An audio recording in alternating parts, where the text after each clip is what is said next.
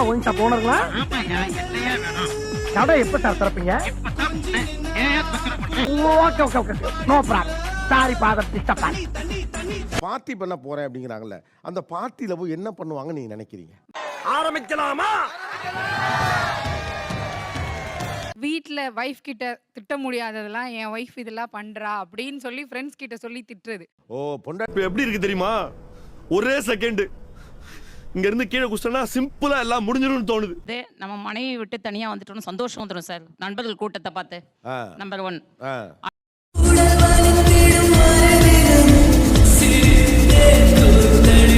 வேற பார்ட்டியில் என்ன நடக்க கூடும் சார்? வேற செலவு அதிகமா பண்ணிடுவாங்களோ, மணி